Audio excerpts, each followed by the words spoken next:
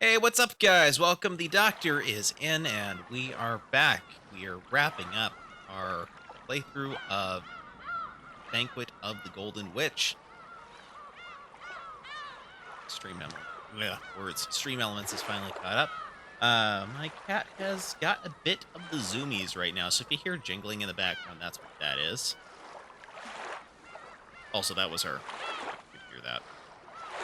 Isn't that right?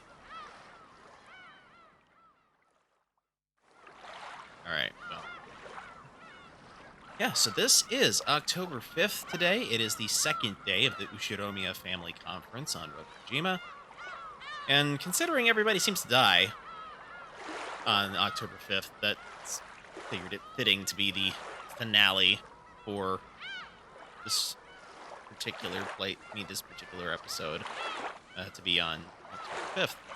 So, we will begin momentarily.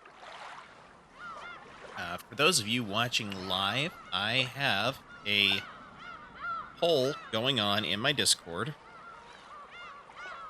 I'm going to put the link to that in the chat right now.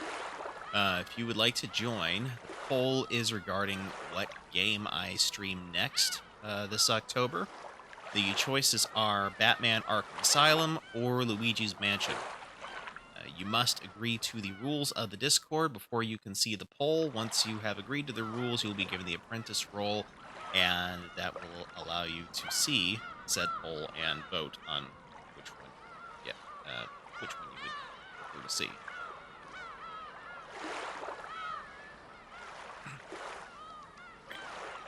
Hold on. I seem to have like some kind of frog in my throat. That's just brilliant.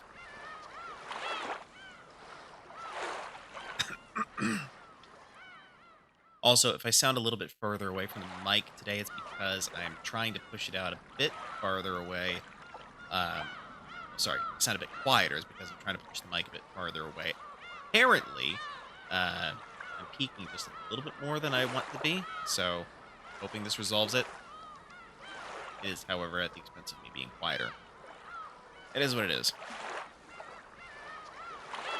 Anyway, just one more thing I want to check before we get started here. Oh.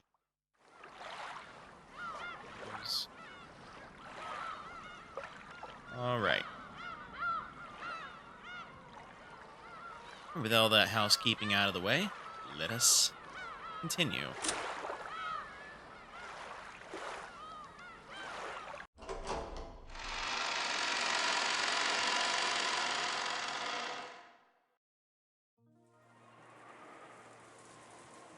So last we parted, what happened was Battler was sticking it to EVA-Beatrice and basically trying to pin her as the culprit of this game. However, she seems to have a new trick up her sleeve, which she is alluding to that we're going to see now. Battler and Ava dashed to the front of the parlor, calling out Jessica's name.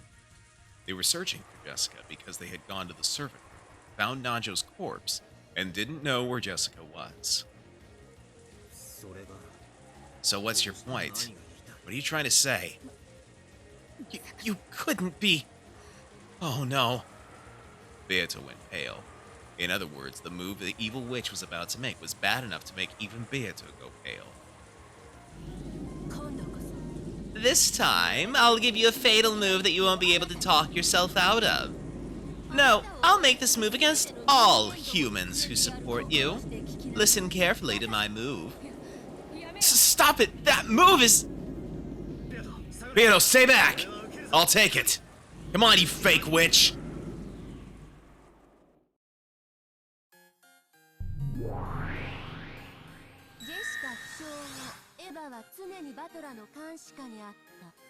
After Jessica was injured, Ava was constantly under Battler's supervision.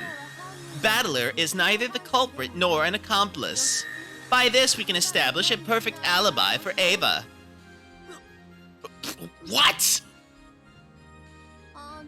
I'll seal you, and humans as well, in a red barrier that most certainly cannot be escaped from. Farewell, lowly humans. Sleep for all eternity in an absolute closed room of magic with no exits. Come on, listen carefully. Listen to the red truth. There are no more than 18 humans on this island. Throw away your foolish thoughts of mysterious people hiding and committing crimes. But if I say it that way, you might also suspect animal culprits. Couldn't stand to hear some irrational theory about how an orangutan trained to commit murder wouldn't count as a human. So I'll change it like this. No life forms other than humans have any connection to this game. That's how it is. Next, I'll explain the situation of all 18 people who exist on this island.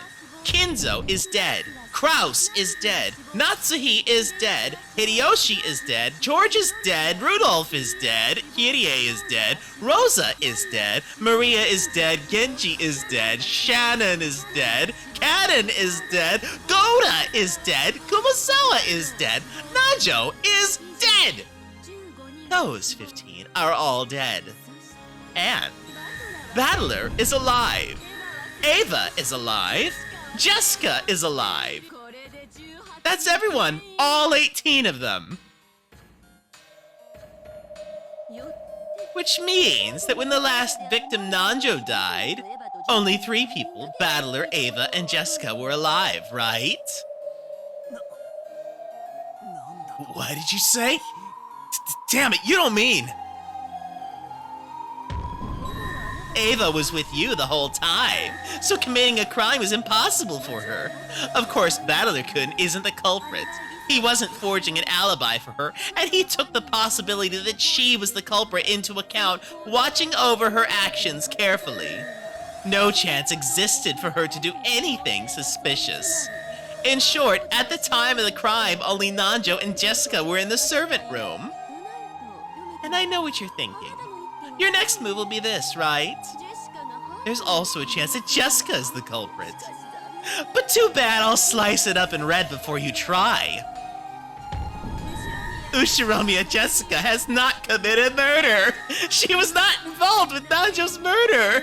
Her eyes were completely blocked. It's impossible for her to carry a murder out like that. And here's a bonus. Neither Eva nor Battler killed Nanjo, nor were they involved. Wait a second. That doesn't make any sense.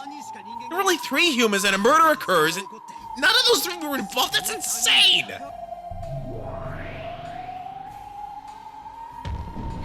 I'll state it clearly. The culprit who killed Nanjo was neither Battler, nor Eva, nor Jessica. In other words, it wasn't one of the survivors. Get it? No, that's right. What about multiple personalities?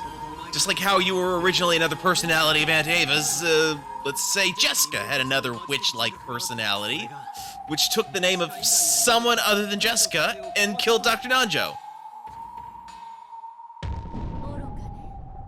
Moron. I've already said it in red. Jessica's eyes were completely blocked and murder was impossible for her. No matter what personality she was possessed by, murder could not be carried out with her body. I wonder if you'll be satisfied if I say it this way. No actions caused by Jessica's body had any relation to or influence on the murder of Nanjo. This also applies to Battler and Eva. In other words, no matter how much you try to struggle and interpret it, neither Jessica nor Battler nor Eva is the culprit who killed Nanjo. You've gotta be kidding me! I mean, everyone else is definitely dead, right? And all that's left is the Dr. Nanjo's suicide theory, right? And the trap theory. The culprit was already dead, but a trap that they had already prepared went off.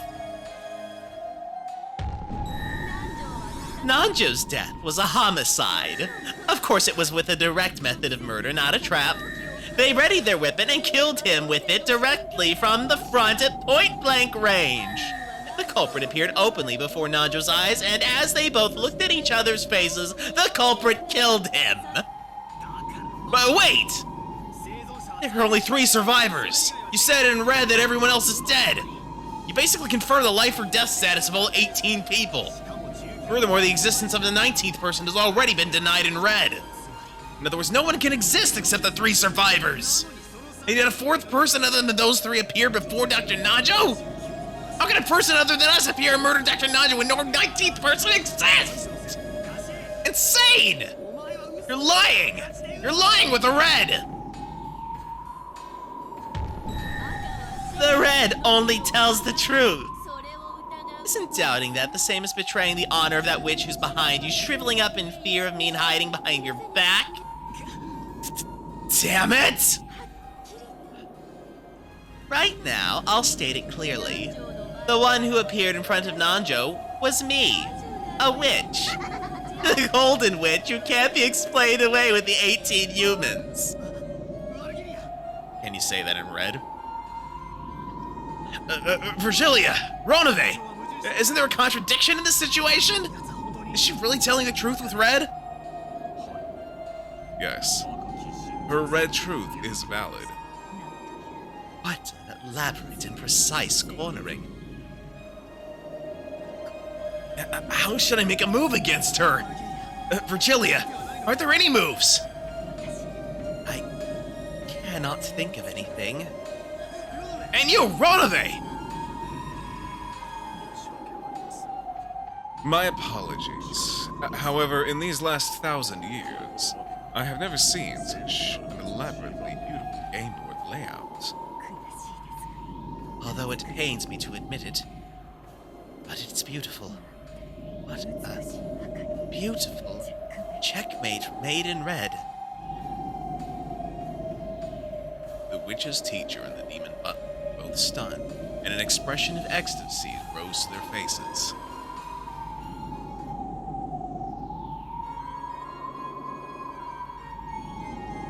Forget surrendering.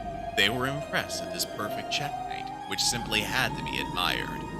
When people accept defeat from the bottom of their hearts, it gives rise to neither regrets nor humiliation. Nothing is born except feelings of respect. I no longer knew what was what anymore.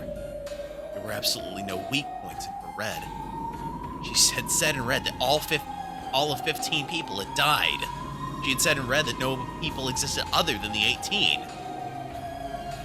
In other words, no more than 3 people, me, Jessica, and Aunt Ava, existed. And even though none of those 3 people were the culprit, Dr. Najo was killed. And without a doubt, Dr. Najo's death was a homicide. He was murdered by that person openly in front of him.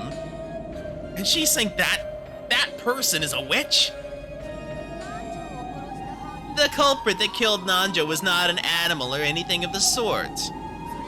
That has already been dealt with in Red, you know. Remove everything other than humans from consideration entirely. And no stuff like robots either. Absolutely no factors other than humans participate in this game board. Wait a minute. Is that a fact? No factors other than humans participate in this game board? Did you just deny the existence of witches in Red? That's a bold strategy, Cotton. Let's see how that plays out for them. Therefore, I can also say this. The one who killed Nanjo was definitely a human. A human with their feet on the ground held up a weapon and killed with it. Right before his eyes. However, the human may have been able to use magic. In other words, it was a witch. In other words, it was me, the Golden Witch Beatrice. Even as Battler ground his teeth, his knees hit the floor with a thump. His soul still refused to surrender. However, his knees had already started to accept surrender.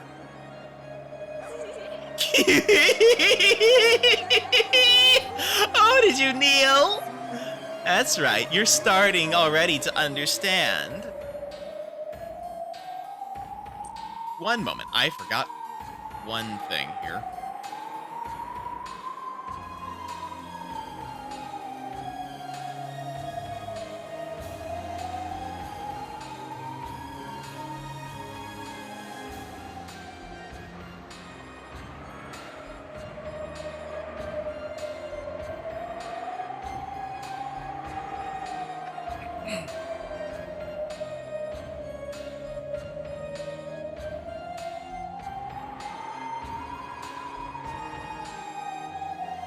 Give me just a moment here. I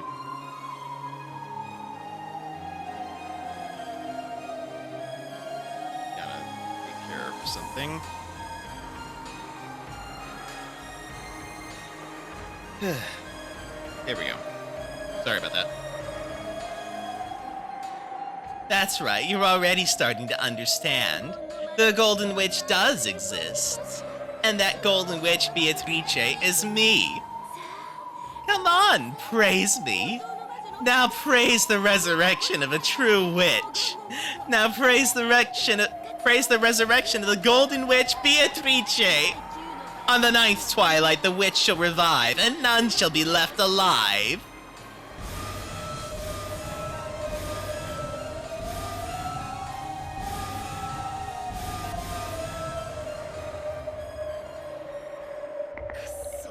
Damn it! I don't understand! After being so thoroughly immobilized by the red, I don't have a clue anymore. Battler, don't lose heart. You and I promised that we would fight each other again, right? Will you surrender here? Will you disappear in a place like this before fighting with me again? I don't want to break that promise. However, I can't think of any move to deny her. In the first place, this isn't even a puzzle. Nothing exists outside the suspects, and all the suspects are innocent. I was told that they were innocent in red, right? And also that it was a real homicide, that the culprit was human, and that he did here before Najo's eyes and kill him! There's nothing I can do! Please, Battler, don't give up. Don't lose heart. If you stop thinking, it automatically becomes your loss. I'm begging you, don't lose heart. I'm also cheering you on, so don't lose. I can't think of anything anymore. I find myself thinking she's gotta be a witch who must have done it with magic, which makes all thinking pointless. It's useless. My head hurts. My brain's tired. I'm starting to think that thinking's pointless, so I should just stop. Battler, listen. In the game of chess, both sides do all they can to make the other lose, so a single game takes a long period of time. However, if one side throws away victory from the beginning and makes moves harmful to themselves, the game can end in a blink of an eye. It's called a fool's mate. A fool's mate is, simply put, a strange way of playing chess in which the fastest methods of losing are considered. Opening the area in front of your king and inviting the opponent's queen in. Even though an average game time in chess is several hours, a game can be resolved in a scant 4 moves. In other words, if both sides try to win in a fight, they are compelled to take a painfully long period of time. But if one side decides to lose, the game can be ended far too easily at any time. When the human side stops thinking, it hands the problem before its eyes over to the witch. And even an apple falling from a tree can immediately be resolved as the work of magic. It is the same for the witch's side. Witches use the red truth. By using that, they can explain the true form of magic with humans, and immediately lose. Don't have to tell me that. You're telling me not to stop thinking, right? However, how should I counterattack that person's perfect bright red move? Me, humans, it's no longer possible. Is it impossible? Is it really impossible for you, Battler? Please, don't lose heart. Hey, thank you, Mickey, for the lurk. Hope you're doing well. Glad to have you here. Sorry, I forgot to tell you I was streaming earlier, but,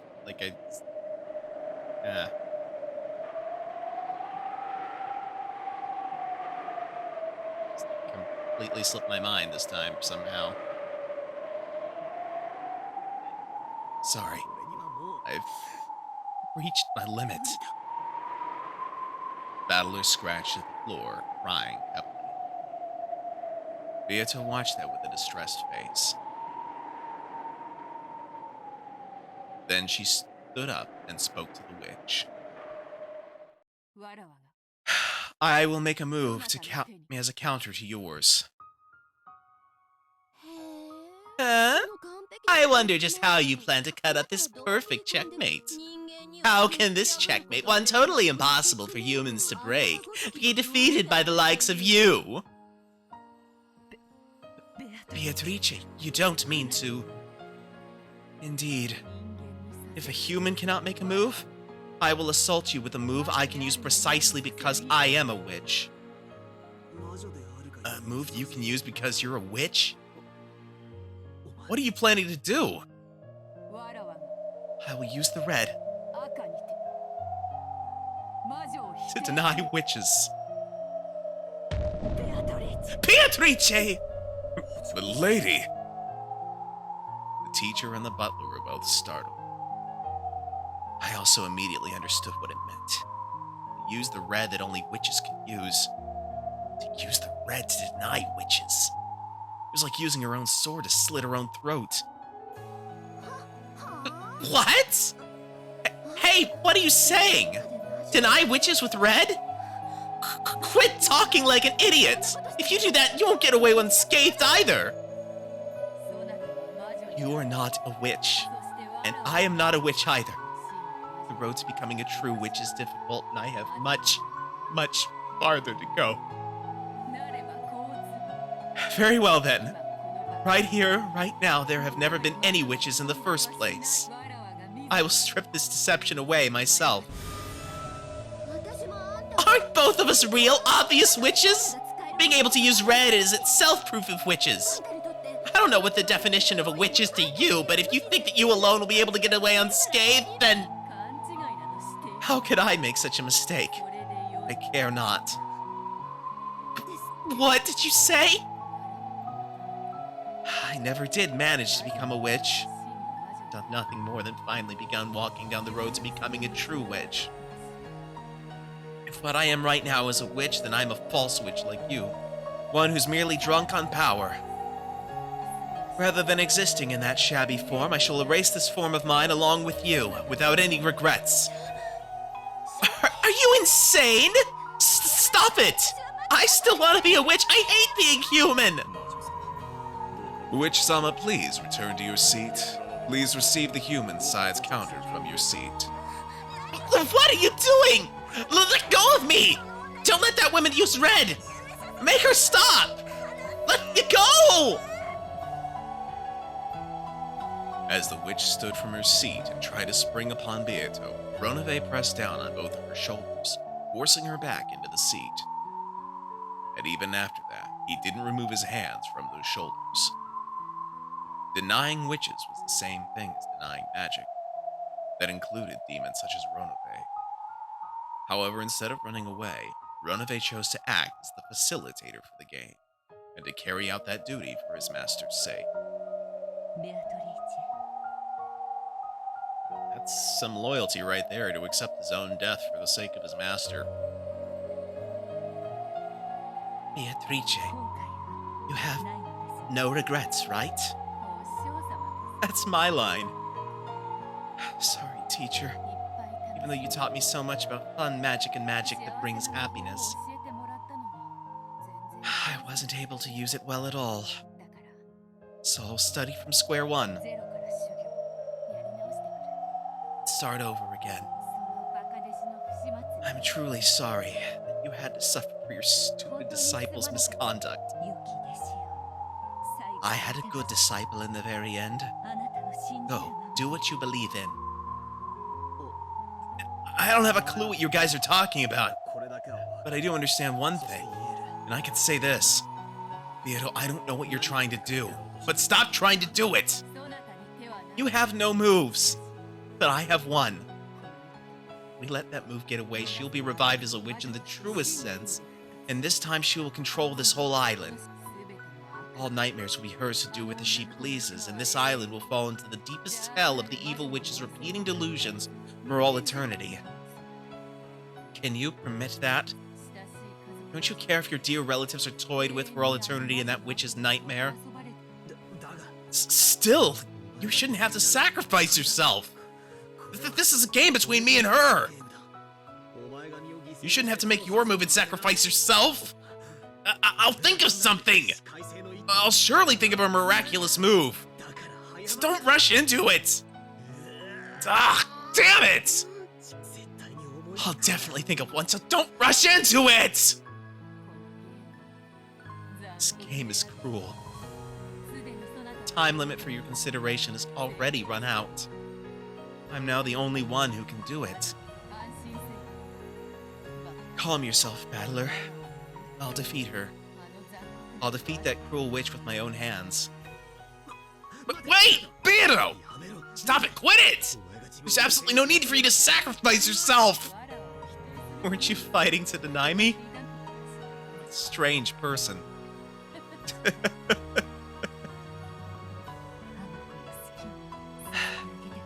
Let that child do as she likes, and please watch her until the end. But... Battler, there's only one thing I ask. Would you cover your ears? My ears? Why? Starting now, I will deny witches in red. I will slice up the game board that she has laid out with her red. By doing that, I will probably lose my form as a witch as well. If you also hear the red truth I speak, you will understand my true form. If you alone cover your ears, that truth will not change at all. However, Even so, I want you alone to cover your ears. I at least want to be a witch in your eyes. Please. Beatrice-san, there are no problems on the witch's side. Please, your move. Let go! You won't get away unharmed either, you know! She's insane! Do you plan on dying and taking us with you? Stop it! Don't deny it! Stop it!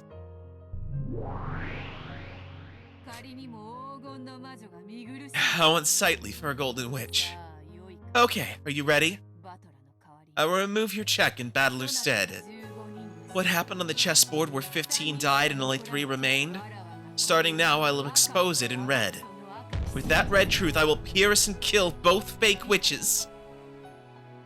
Beato turned around and smiled at Battler. Most likely, no one would believe that the witch who had gone to the limits of cruelty would try to leave a smile as the last expression she showed Battler. And that smile signified her last wish, that she wanted him to cover his ears. Denying witches in red was the same as knowing her shabby form. Battler put both his hands against his ears. To protect her final bit of honor as a witch, he put his hands against his ears, rejecting the truth. And he howled, so that not even a bit of what she was saying would slip into his ears. After that was a world where Battler could hear nothing. Beato was saying something in red. Even the evil witch covered her ears at those bitter contents. That was the red truth. Words of power. Words that denied her own existence. Unique words that only witches could use, which denied witches. Beato spoke. With the red truth, she cut out the bright red game board that the witch had released.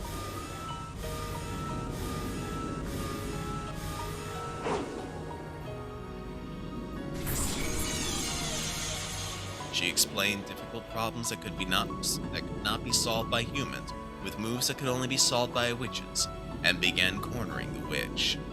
The truth that Battler was not permitted to hear.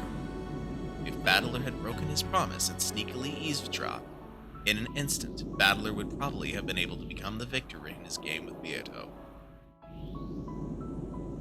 He probably would have understood all the riddles on the island, all the magic and tricks, closed rooms, spells, curses, legends, and this entire tale of anger and sadness. However, Battler would only learn what that was when he reached the truth by himself. Yes, from the beginning, Beatrice had wished that Battler would reach that truth by himself. It was something one shouldn't reach by being told it. It was a truth that Battler would have to drag himself to by his own power. Brilliant light gathered with Beato and the evil witch at the center, and grew gradually stronger. It was the power of truth. Its heat and brilliance, like the sun, shone on all the falsehoods that hid in the darkness, trying to deceive and burn them to nothing. Why? Why can you die? Why can you throw away your life when you have such incredible power? You who hold the power to control gold, magic, and everything at will, why can you so readily throw that away? Learn that even with a mountain of gold, even with magic to split the sea, there are some things you can never obtain. Come, show yourself. Show your true form, Ushiromiya Eva.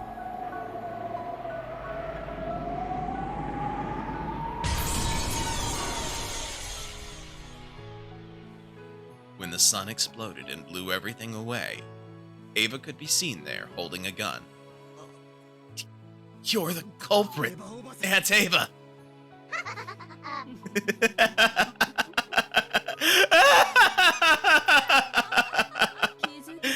Took you long enough to notice, Battler-kun.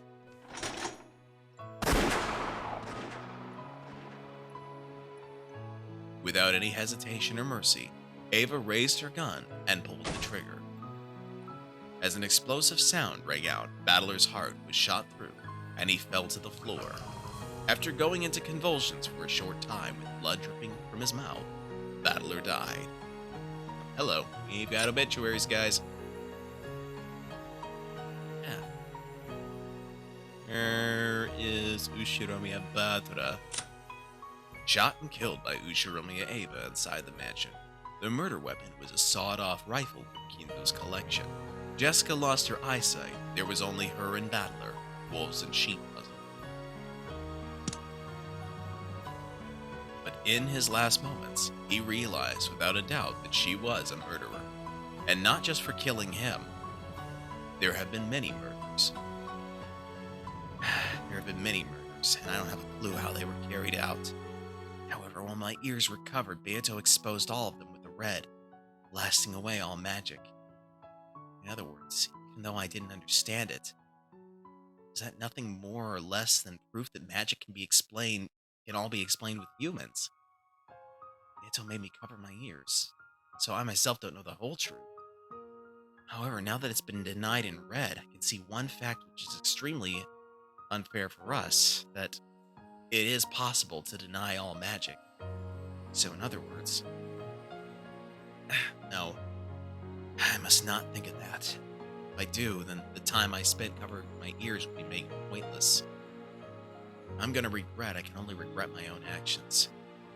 If at that time I thought of some move to spin things around and counter the witch's final move, there would have been no need for Beato to sacrifice herself. It was my own worthlessness that brought about this conclusion.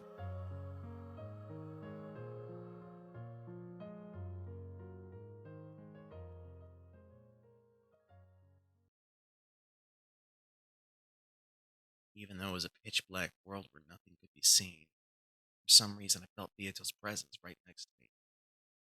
So I tried calling out to her. You can exchange words with someone whether they're a human or a witch. So even in a world where witches have been denied, I should be allowed to talk to Beato. Beato. バトラか Battler, is it? やったぞ It is done. わらわ I did it. あ Yeah, あ、声はしなかったが I didn't hear it, 俺はお前の but I watched you until the very end. お前が I definitely saw you boldly stand up to that evil witch. これでもう With this, I am no longer a witch, 必 but I will definitely ず become a witch again. And then 再び黄金の魔女 I will make it so that I can be called the Golden Witch again, 再び and once どなた again の対戦 return 相手だと認められに帰って so that I can be accepted as your opponent. いや No, お前は you 魔女だったぜ were a witch. Huh? 俺は見てたぜ Saw お it. 前が When you took that evil witch and blew her away with that awesome magic exposing her true form, 湧き出すところを俺はちゃんと I saw it with my own eyes. あれ That は魔 wasn't 法では magic, 赤 but the red. いや No, it was magic. お前は確かに You were definitely the Golden Witch. お前自らが否定 Even if you deny it yourself, I'll acknowledge it. お前は確かに Definitely 黄金の魔女だ the Golden Witch. When Battler said those words, in the world that had been dark, there was suddenly a single grain. A small grain of gold, like a wheat seed, shone brightly. And even though it was small, it had a strong gold-colored sparkle.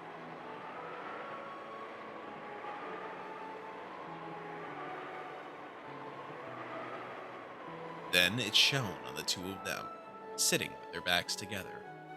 So they each became aware of their own form.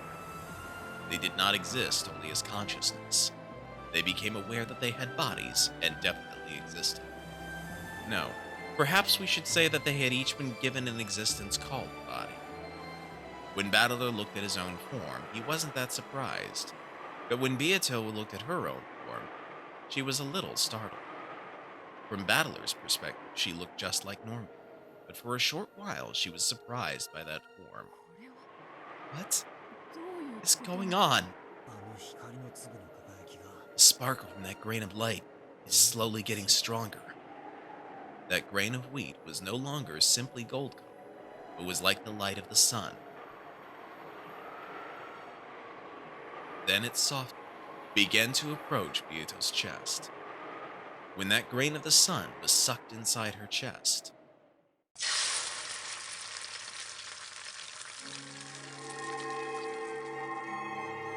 world was wrapped in a deep blue sky, and then a deep blue ocean was spread out below them.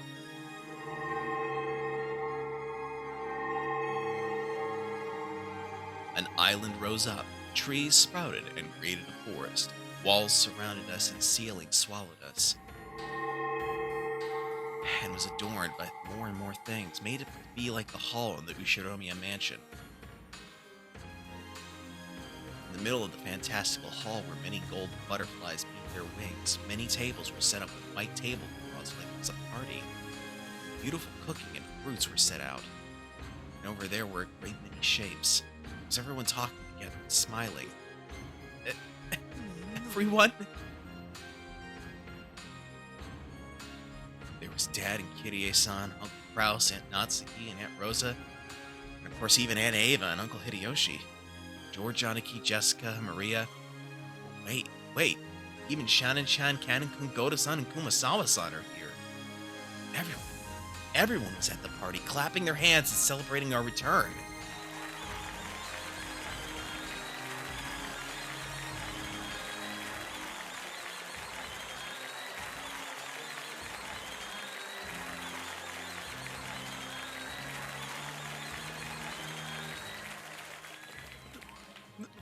Why? Even though everyone was dead. Why are they alive? In the Golden Land, all the souls of the dead can be revived. Welcome back, Beatrice. And welcome, Battler-kun. Welcome to the Golden Land. I made it? I made it to the door of the Golden Land? Yes. Milady, you have finally managed to invite everyone here. Welcome, Battler-sama, to the Golden Land. Battler, so you have finally made it this far. Grandfather, where in the world am I? My blood, which is incompatible with magic, runs most deeply in your veins. Therefore, you were the only one who could not reach the Golden Land, and Beatrice has been searching for you this whole time. She tried everything to bring you here. What did you say? It seems that we are all here at last. Battler-sama, if you would take your seat. Tonight's dinner is my very best work. If you would, please relish it. You should be honored. Normally I would have eaten all of it, but I left you some out of gratitude. 7 steaks and 8 chance. In the Golden Land, all of those with minds are equal. Here, there was no distinction between us furniture, humans, and witches. Battler-sama, we were waiting for you. Welcome to the Golden Land. Shannon-chan, George Aniki.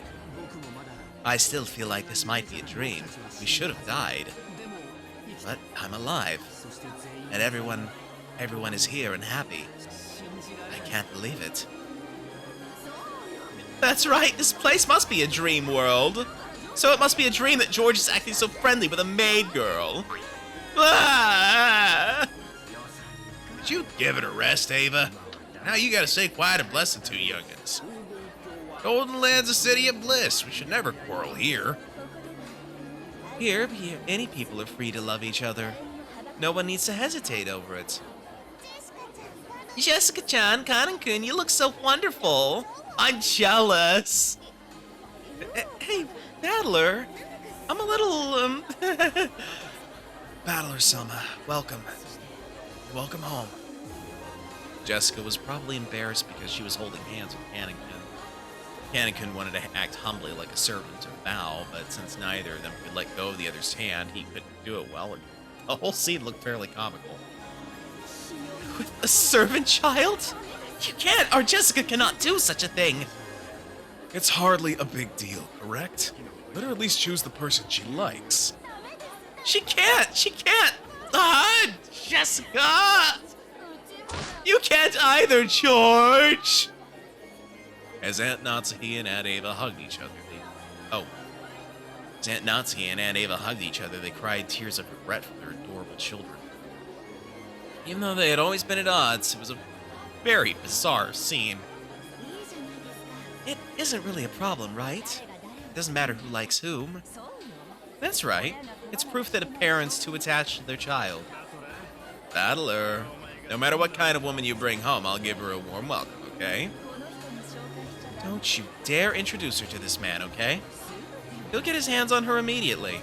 They'll run off together right away. I don't think she's joking either. Battler, you finally came here. Rhea, From the very beginning, you knew we'd be coming here? Ooh, that's why I wasn't scared at all. Everyone was being a coward and trembling. It was funny. What the hell? Even though I thought you were the most screwed up, you actually knew the truth from the beginning. how rude. I simply cannot forgive you for speaking of Lady Maria in that way. Formulating firing curve attack preparations ready. Lady Maria, we can attack at any time. Ouch! Be quiet. We're in the presence of Beatrice, some. Come now, no need to be so stiff. Let's be considerate of their desire to joke around and have fun. More importantly, why don't we begin preparing for the toast? Yes, preparations for my excellent mackerel cooking are complete. I can serve it at any time. Hey, you people! Work a little more like furniture. No! I'm gonna stuff myself some more. Ah. Come on, let's work. Don't keep the guests waiting. Let's work studiously and attend to them. Don't let the guests do anything. Make them lazy, make them slothful, fatten them like pigs.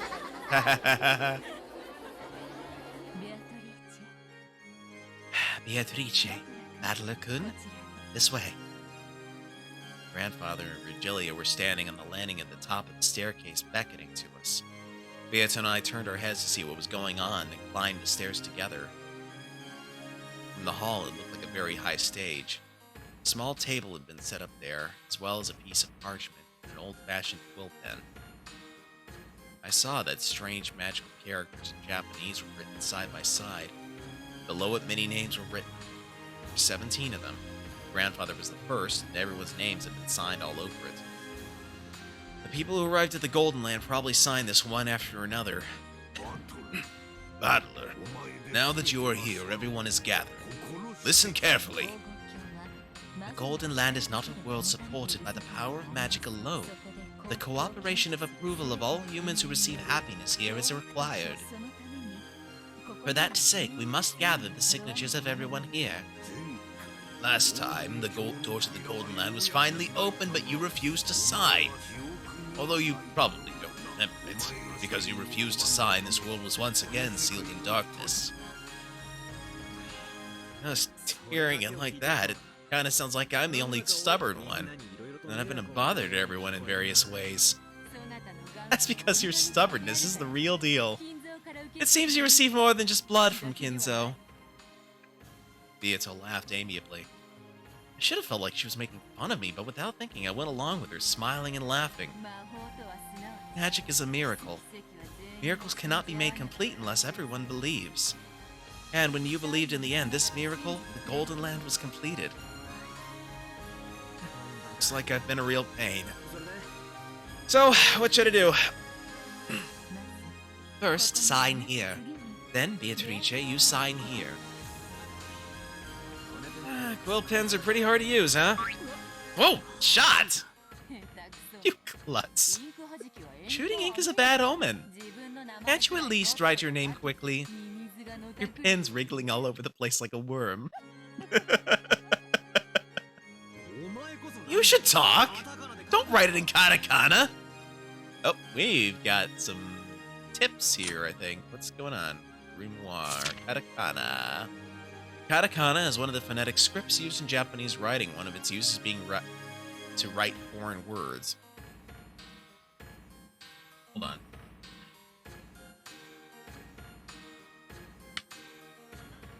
When foreign words are written in katakana, they are forced into the Japanese sound system, so Beatrice in katakana is actually pronounced Beatrice. This Japanized pronunciation of Beatrice is the reason for her nickname of Beato. In this scene, Battler is suggesting that she should write the name in its original beautiful form instead of the Japanized version. However, as we have just seen with Maria, a katakana name, which we have represented with small caps, may be a deliberate choice for certain characters, witches in particular. In the original Japanese mini characters, including ordinary real-world characters like Kumasawa Chiyo, as well as Ronove, the Chiesters, and all the stakes, use katakana names. To ease reading, we have chosen to restrict the usage of small caps to the full names of witches, where katakana seems to have a special significance. Of course, okay, technically speaking, Beatrice is more the Japanese pronunciation of the Italian pronunciation of Beatrice, so not quite accurate, but anyway. Beatrice is a stylish name, so write it in cursive. You're making the quill in your name cry. Shut up! In school, didn't they tell you not to use cursive on tests? Hey, this is a solemn ceremony. Be silent. Hey, Starlina, I just saw you there. Thank you for joining. How are you? You tuned in just in time for the finale of episode 3.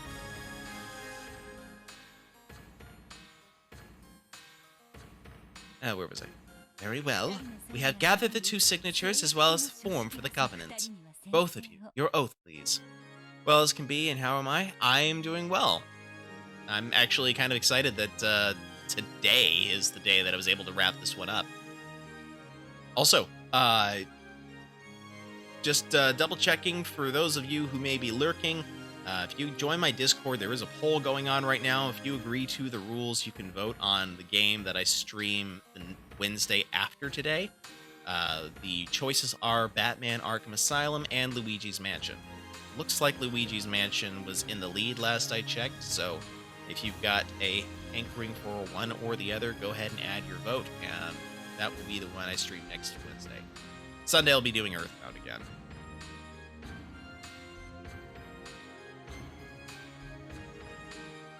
Okay, where was I?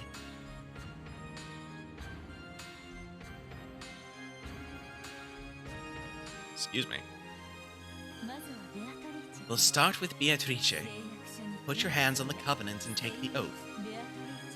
As a good witch, Beatrice swears to continue her studies from this point forth to bring happiness to the people. Say it. Indeed. It's a little embarrassing. As a good witch, Beatrice swears to continue her studies from this point forth to bring happiness to the people. Will that do? Acceptable. Battler is next. In the same way, Battler-kun, put your hand on the covenant and take the oath. As a member of the Golden Land, Ushiromiya Battler swears to serve for the sake of his own happiness and that of his neighbor. As a member of the Golden Land, Ushiromiya Battler swears to serve for the sake of his own happiness and that of his neighbor. I'm embarrassed too. Listen, everyone! Here and now we have gathered the oaths of all 18 humans who accept the Golden Land. When Kinzo proclaimed that, everyone applauded at once, praising us. Since I had been the only stubborn one and it had just been a pain, I felt a little bad about being the most celebrated one. Well, you know, in heaven they celebrate the more difficult converts. So. And with that, in accordance with the ancient rites, we ask Battler-kun, the last, to make oath, sign the invitation to the Golden Land. This is something that invites the Golden Witch Beatrice to the Golden Land. The Golden Land welcomes the Golden Witch through a consensus of those who have acknowledged it and becomes complete. Battler, I will read it out loud. Listen carefully. The 18 of us accept Beatrice as the Golden Witch and welcome her to the Golden Land. What's going on with you? You won't be invited unless I send an invitation? That does seem to be the ceremony. It feels stiff even to me. Why don't we end it quickly? I've been so hungry for a while now. Come to think of it, I've only been pecking at canned food and haven't eaten anything good. Now let's quickly finish the signing. What's this? I acknowledge you as a witch. Huh? It's pretty simple. Damn, you grandfather exaggerating it so much. Also, if you want to get caught up on the streams preceding this one, so that way you know just what the world is going on here, check out my YouTube channel, which is linked in the chat now. It contains both Episode 1, Legend of the Golden Witch, and Episode 2, Turn of the Golden Witch, as well as any installments of Episode 3, Banquet of the Golden Witch, including everything up until this point. I'll be adding this one after the stream.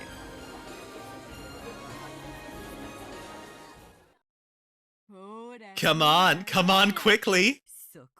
Sign right here. Huh? Quickly!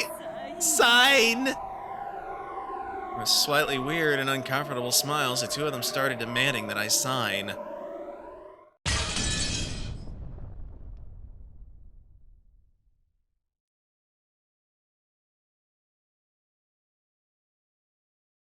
At that time, an incredible sound like that of a glass window breaking reverberated through the hall, and the bustling tumult faded back into complete silence. I dropped the quilt pen and turned around, trying to see what had happened.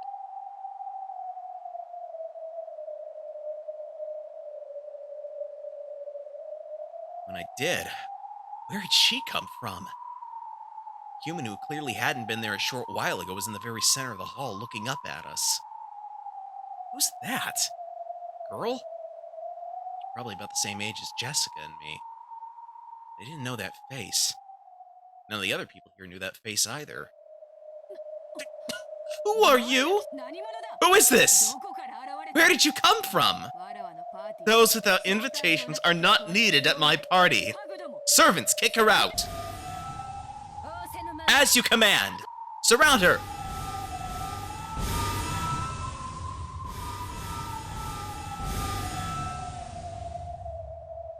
The seven sisters of Purgatory surrounded her from 7 directions, taking out magic blades that drew purple curves and blocking her.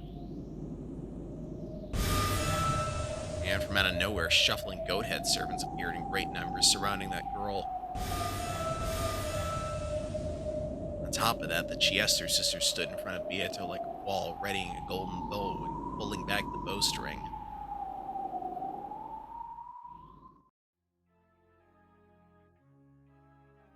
But the girl didn't move at all. On the contrary, she was still staring at us on the landing as though she didn't mind at all. Who is she looking at? Beato? Grandfather? Could it be me? Yes. The girl was staring straight into my eyes, glaring. Then after our eyes met perfectly, she yelled, "You mustn't sign that! Are you going to accept your own defeat? Don't be tricked by the witch." Huh? By the witch? Huh?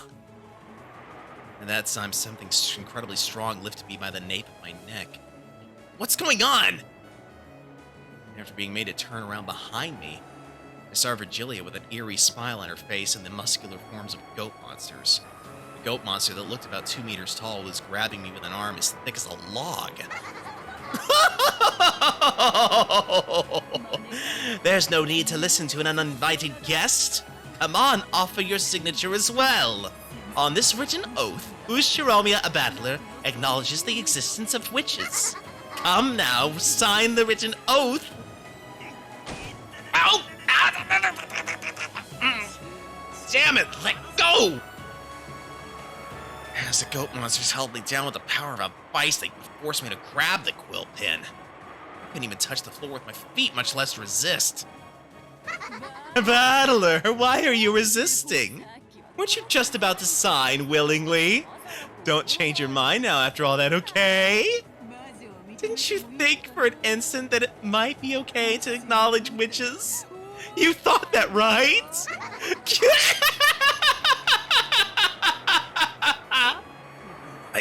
I was tricked? It's insane. Beato isn't that kind of...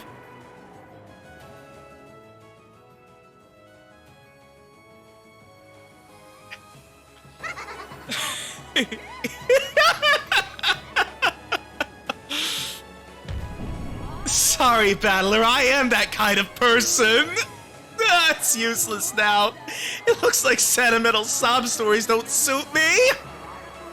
Teacher, I'm counting on you to use all your strength. That was such a plain role to play and I got so bored. I don't know who you are, girl, but I'll beat you to death, mash you, and crush you until threads start trailing, okay? I'll make you regret being born a woman!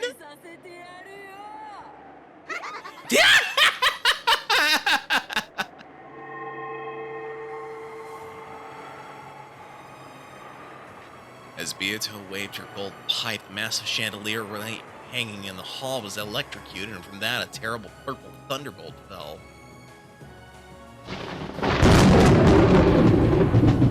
Should have been a direct hit on the girl right below it, turning her to ash. However, not a single hair was singed.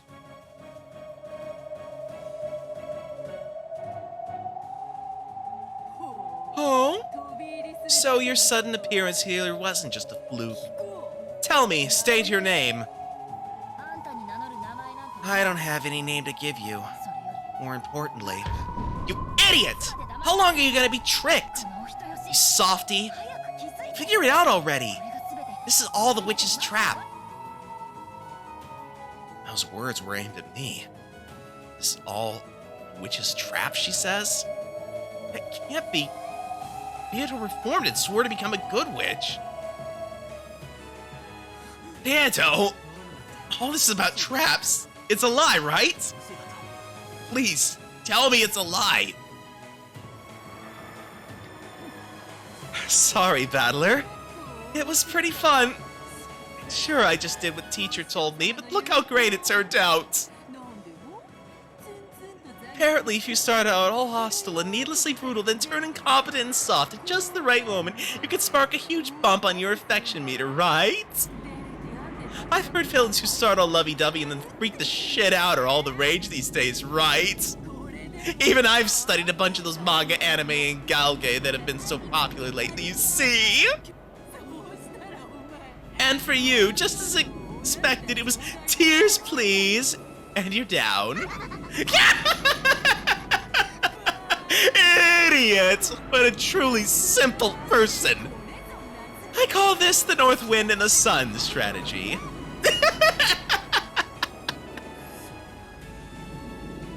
That's not... Damn you! Bastard! Dare you to save me like this? Yes, that expression suits you the most. That caring expression of yours really doesn't suit me after all. It made my back itch, and I was frantically trying not to let it get to me.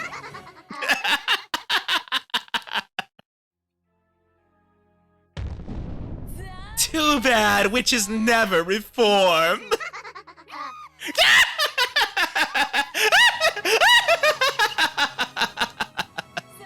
You take care of the signature, teacher.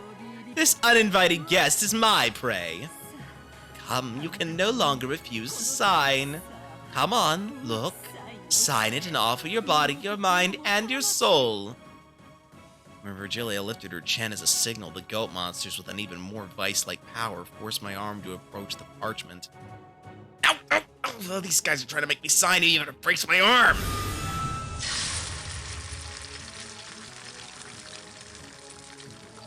And a bright red light burst open with me at the center, knocking the witches and the goat monsters away. Did that girl save me? But who in the world is that? I don't have a clue. How long do you plan to keep playing in a place like this? Give it a rest. I'm jealous of you. I'm glad you saved me, but that's a pretty cruel way to say it. I'm sorry, but who are you? Witch of Rokinjima? Give him back. Who would do that, you fool? Battler is my toy. My most favorite toy in the world. I won't get tired of him, I won't throw him away, and I won't hand him over to anyone. Even Battler is enjoying this to the fullest. Together with me, he's having so much fun playing. No matter who you are, I won't let you get in the way. Yeah, it looks like you're having a lot of fun. Makes me so jealous it ticks me off. Here you are in a place like this guffawing and having a loud, noisy time with everyone. With all these beautiful witches around to pamper you, you must be having so much fun that you don't even want to go back. Are you talking to me? Wait, you got the wrong idea. This is a pain for me too. What do you mean fun? You don't know what I've been through. What troubles? You get to have fun living with mom and dad. You get to play around happily with all the cousins. You get to play with pleasant witches as long as you want for all eternity. Don't you realize the happiness you have? I'm jealous of all of you, don't you get it? I'd love to be a part of all this. I'm sorry, but I'll have to turn you down there. I am satisfied with the toy I have. A rude toy like you is not fitting for my toy box. Yes, I understand. Who would ever play with someone like you? But I will thank you just a little for letting me meet everyone like this. Who are you? You couldn't be. I see. Is that it? Yes, I understand. I know who you are. I see. So you are the piece Lady Burkestel threw in. How amusing!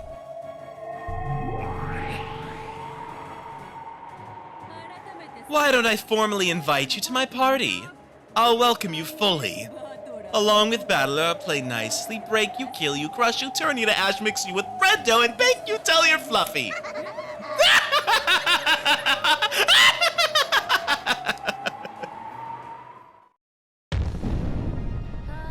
It's useless. It's all useless.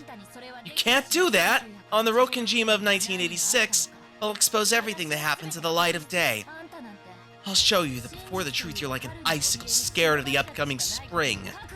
Prepare yourself, Golden Witch! Beatrice? Oh, right. Forgot my naming convention. She would have said Beatrice.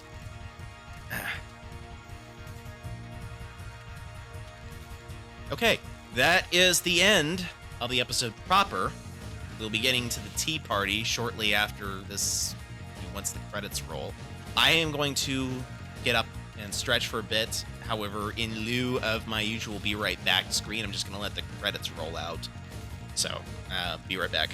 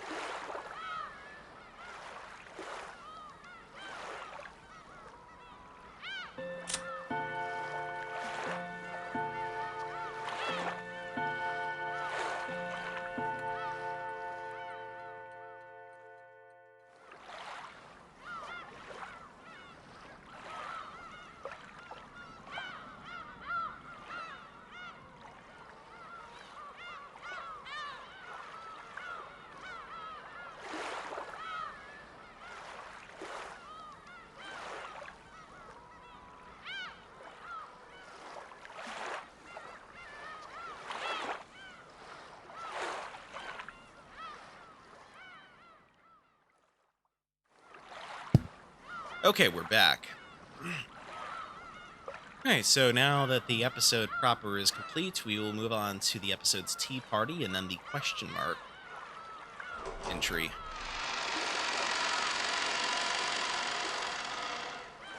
Because episode 3 isn't truly complete until we complete those other two things.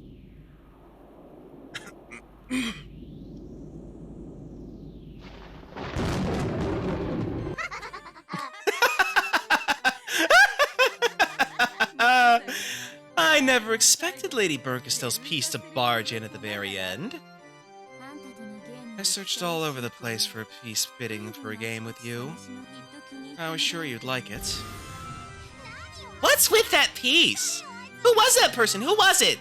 She didn't say her name. That's mean. Hey, don't you think so too? I have a general idea. Or rather, I imagine most people would have figured it out. Most people? Well, I don't get it, and it was that character's first appearance, wasn't it? If she doesn't say her name, I won't understand, the players won't understand, no one will understand, right? Beato, don't bother telling her. See? Isn't she a funny kid? Indeed. Lady Lambda Delta's innocent airhead side is truly precious and amusing. Come on, why would you tell only me, you meanie? In exchange, I'll tell you a special secret that only I know. So tell me. Oh? A special secret, you say? I want to hear. Nah. If you want me to tell you, first tell me who that girl really was. The secret I know sure is awesome. After all, it's all about as awesome as knowing that Santa-san is actually Daddy. Huh? I said it. Sorry, I bet you're so shocked that it turned your world upside down, right? Oh! So your father was the one who came to your place, Lambda? He came... Wait. What do you mean? Lord Santa Claus only visits the homes of children with pure hearts. I guess he didn't come to your place, did he? Well, Lord Santa Claus is gracious. Unless you're a really bad scoundrel, he'll give you a present. After all, he even gave them to me. As you grow and your heart is hardened, he stops coming, doesn't he? How old were you, Beato, when he stopped coming? Indeed. He kept coming until I was about 12. Hold on. I gotta do some math in my head here. Oh. Oof. That's an oof. Sorry. Knowing what I know.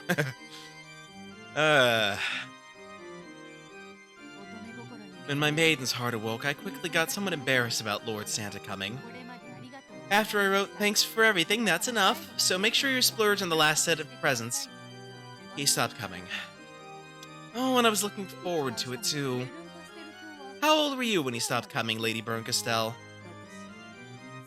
I was pretty wild. It happened fairly early. I think when I was about 9. That's also an oof, knowing her. Something about that beard really irritated me, so I waited in my futon with some sewing scissors ready, trying to cut it off. What a painful age. So, as far back as Lady Lambda Delta can remember, Lord Santa Claus never came to see her, huh? He usually comes to the last year of elementary school or during middle school. Maybe we should take her to a doctor. I hear that being too precocious can have negative side effects on the growth of mind and body. Yeah, you can definitely see some of those negative side effects. Hey, what are you people talking about? There!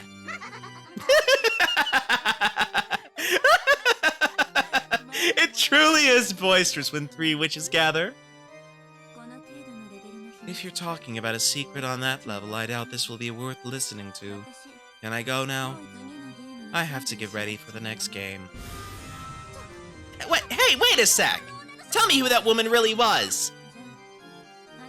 Well then, tell me this special secret of yours first. If it's good enough, then I'll tell you. Oh! Okay, I'll tell you, cuz it really is a special secret. Remember, in this game, there was a girl who found the gold and became the new witch, right? Indeed. And just what kind of secret might that person have? I figured out who that girl really is. Does anyone know? There was a hint in the way she talked. Remember, that girl said it a lot, didn't she? If you'd only just blah. Right? Yeah, that phrase is the key point. If only. If only. If only. Yes. She was actually Ushiromiya Eva. What do you think? Are you shocked? Oh! Oh? I never noticed that. To think that there would be a hint in a place like that. If only. That was actually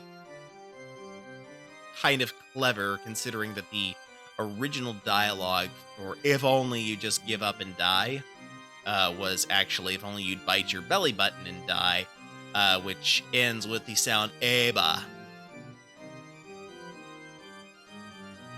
Or no, it wasn't "if only." It was "Why don't you just bite your belly button and die?"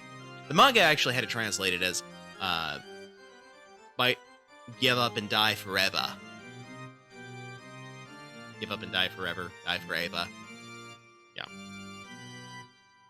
If only I like "if only" a little bit more, just because it's even more obtuse. So.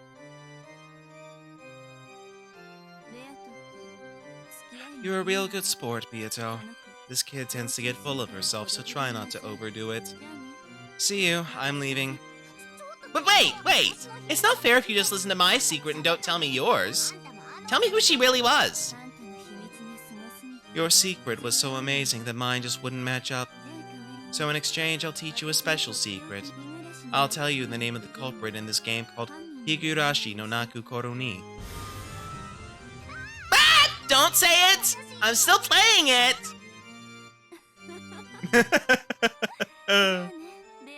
See you, Beato. The black tea was delicious. However, the repertoire of jam on the crackers was lacking. Add some gochujang chili paste every once in a while. It goes great with Russian tea. Later. Oh, I see. I shall try it. I'll call for some after preparing the next game. Until then, feel free to polish up your strategy at your leisure. Yes, I'll do that. The last game was pretty interesting. Later. Hey, wait a sec, tell me.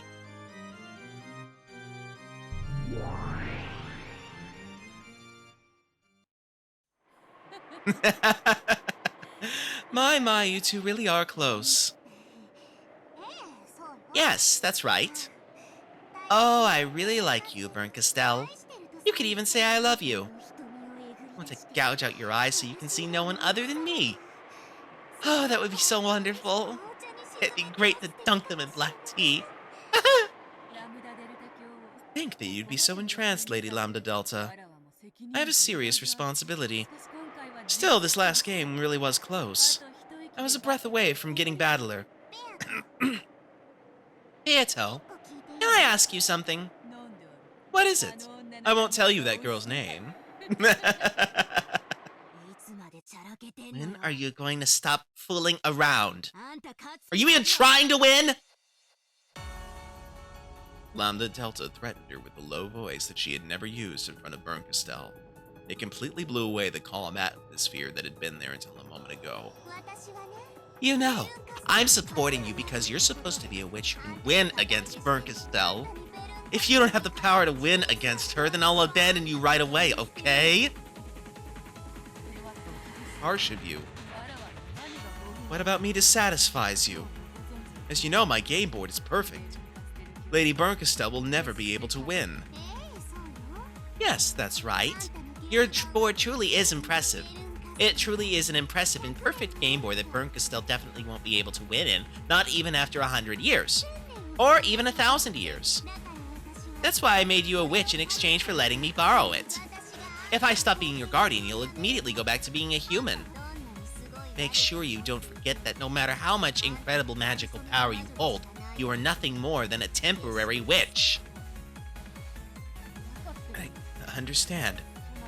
I'm grateful to you. Don't speak so casually to me.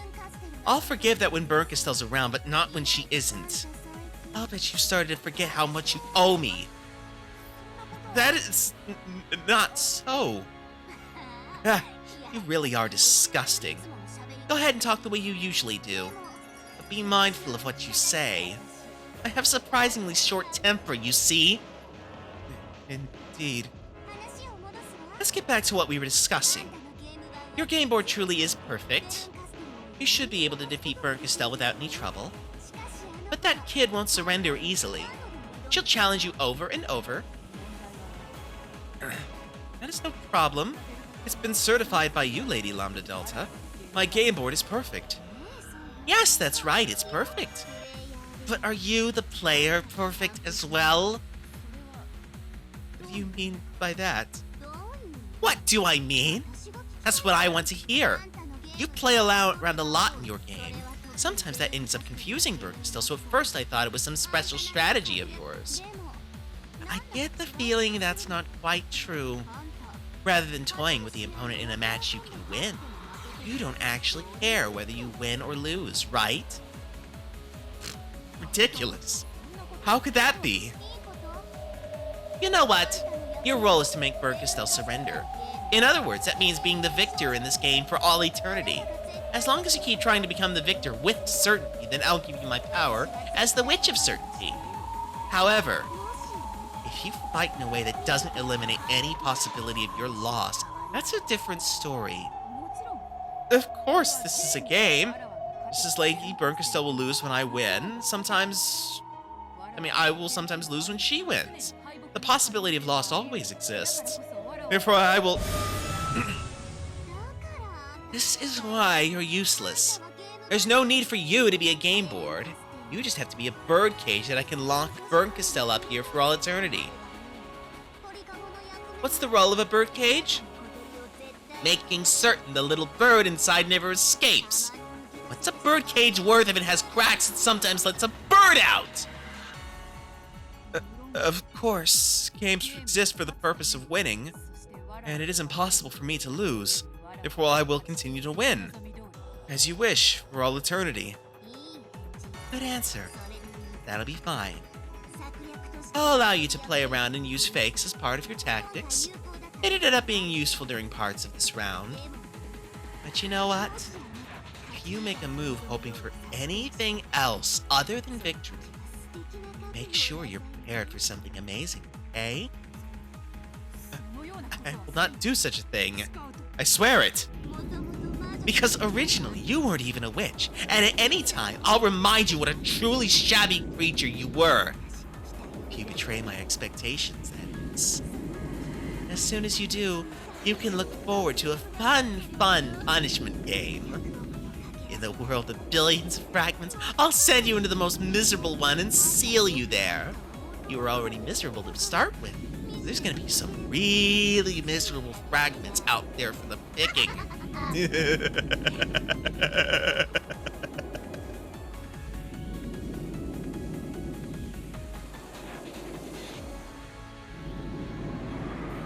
I love you, Burkestel. Struggle in Beatrice's birdcage as much as you like, and over the course of 1,000 years, I realize you can no longer escape. And when you surrender, I'll train you so that you can't do anything other than cry in the palm of my hand.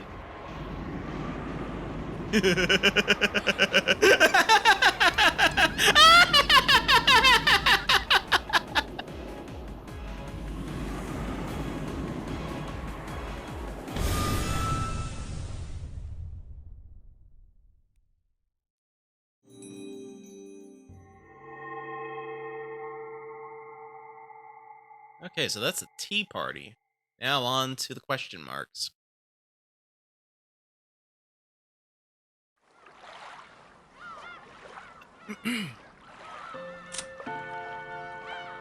Tea party of the unhuman. Which is actually kind of funny, considering this tea party of the Unhuman is arguably the most human thing we've had in quite a while. 12 years later. October 4th, 1998.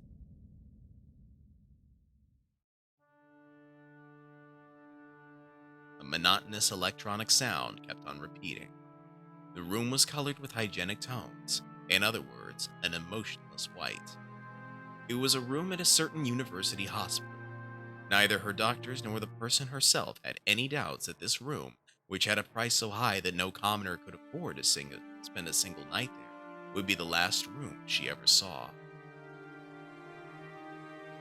Was the person on the bed Ava? Even if someone told you that was so, she was unbelievably aged and worn out. The well-built man in a suit waiting in the corner near the door was having a whispered conversation through an intercom with someone outside. He was a guard protecting Ava's person. After telling the person on the other end of the intercom to wait, he approached Ava's bed. Ava had been awake for a short while.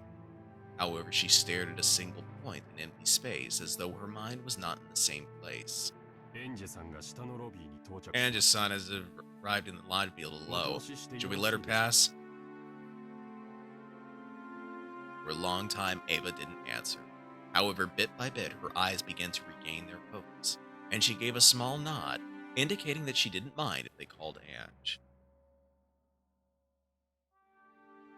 It had been Ava who called her, and she was right on time.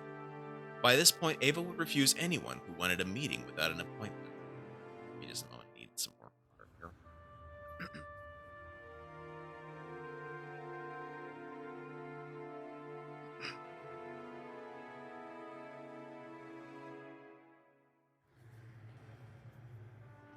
The room was dark, even though it was still light outside, because the curtains were always closed. There was always... Goodness. There was always one guard waiting in the room, and 3 more waiting in the corridor and the lobby. They were all there to protect Ava's person.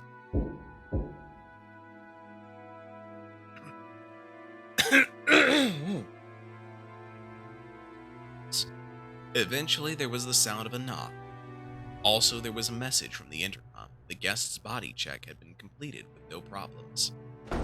The door was unlocked, then opened, and a high school-aged girl was standing there. Chairman, Angie-san has arrived. Ava reacted in return.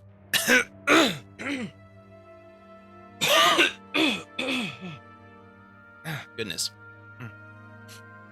I don't know what's gotten into me all of a sudden. Maybe it's the emotions of earlier when I was for some of the lines. Ava reacted and turned her face towards the guest. However, instead of reacting to the guard's call, maybe it would be better to say that she reacted to the smell of Ange's makeup. After being shut up in this room for so long, Ava was sensitive to even small changes in smell.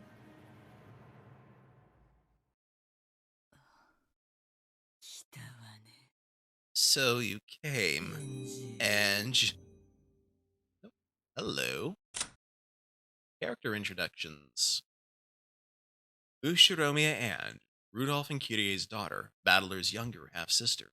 She didn't get to see Battler often, but they got on extremely well and she greatly respected him.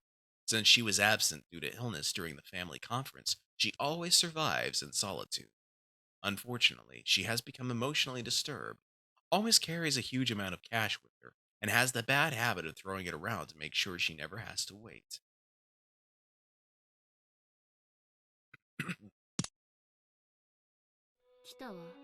I came. You did call me. On Ava's face, there was no trace of a person warmly welcoming their niece. And on Ange's face, you couldn't see the expression of one pleased to meet with their aunt. Ava waved her arm, which had grown as thin as a withered branch, and motioned for the guard to leave. The guard bowed silently and went out into the hall. It's not only stuffy, but dark, too. Why don't you have the curtains opened? Is your plan for that hitman you hired to shoot me through the window? I wish I could get hired to assassinate you. All I'd have to do is relax at home for a month and the job would take care of itself.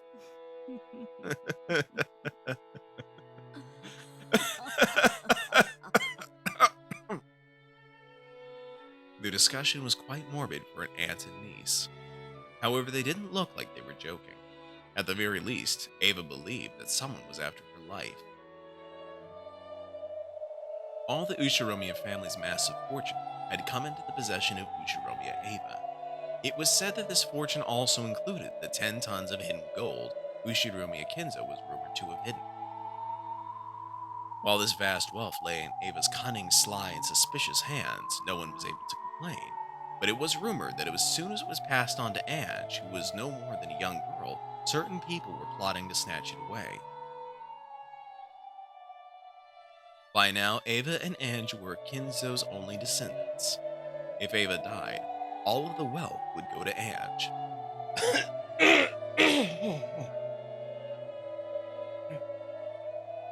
Blimey. And if Ange were then to be killed as well, that wealth would go to the family of Ange's mother, Kyrie. In this sense, not only Ava, but Ange as well, were in a position where it wouldn't be odd at all for their life to be targeted by some unknown person. And Ava had hated Ange for a long time. This was because she knew that after losing her only precious son, George, the inheritor of her own wealth would be none other than the girl who had been absent at that family conference 12 years ago, and who had survived. Ava shunned Ange, disliked her, and even hated her. She isolated Ange in a special school, and separated her from the youth and happiness normal people have, trying to keep her as a pet until death. However, Ava had succumbed to an incurable illness, and ironically, her remaining life was estimated to be the same as Kinzo's had been at that family conference 12 years ago.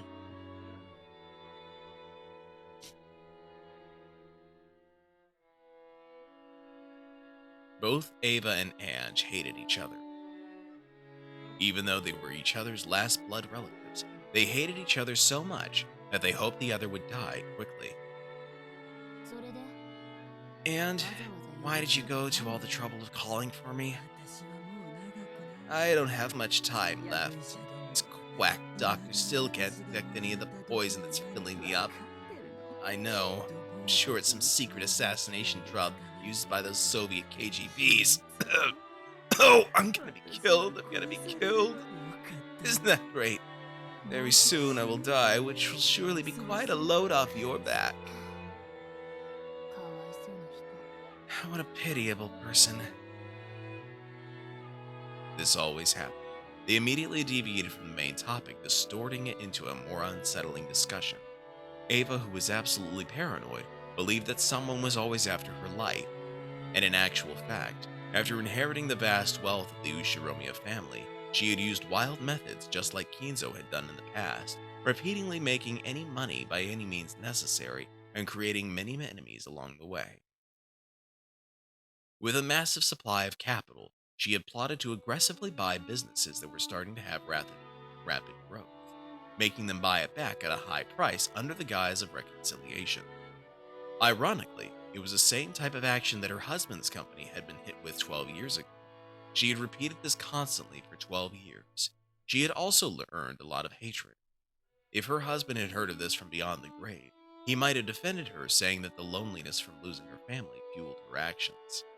However, of all the people who knew her now, none would defend her. For some time, Ava eloquently spoke of how her life was being targeted, listing off names of people who hated her, and sneering at the fact that she still hadn't been killed. Even though Ange heard her own name included in that list, there was no particular change in her expression, and she waited indifferently for Ava to tire herself out. You see, I really hate you. I'm honored. Same here. I built this future for George's sake. Think that it would be snatched away by you. Think that it would be stolen away by Rudolph's daughter. Can't bear it. To think that not only will I not leave a child, but without even leaving behind a child. That I cannot forgive. だったら財産全部お布施にでもして If only you just give all your fortune to charity. What about all those religious people you used to go so far out of your way to find? They all say the same thing. My excessive wealth has become a burden to me, and they always say something about how I need to give it up and cleanse myself.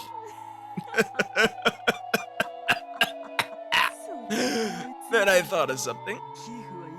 I stopped donating. For a time, Ava had searched for the founders of several strange and new religious cults, perhaps seeking peace in her heart. But they gave her heart no relief, and if anything, they ended up increasing her paranoia further. お金が余ってる If you have too much money, why don't you start buying up thoroughbreds and make some corned beef? それよりもっと I've thought of something even more interesting. I've worried over it a lot. What could I do to make things horrible for you? I thought about killing you. I also thought about erasing all of my wealth, leaving you penniless and selling you off to a slave trader or something. Wouldn't that be wonderful? You'd have your arms and legs chopped off and be forced to take customers until you died. Ah, that would be so wonderful.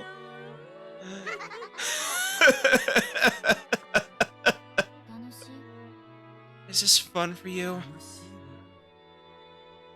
Oh, yes, it is. It's fun to scare you. But very soon, I will die. So I thought about how I might continue to cause you pain even after my death. And then... it was surprisingly simple. I called you because I wanted to talk about it. そろそろ中間近い I have midterms coming up. Keep it brief. I have decided. I'll have you inherit all of my fortune. Oh? Not only that, but I decided that until the very day I die, I'll expand that fortune as much as I can, inflating it to massive proportions before having you inherit all of it. Can you even imagine what that would be わ like? かんないわ I don't get it. Because it's stupid.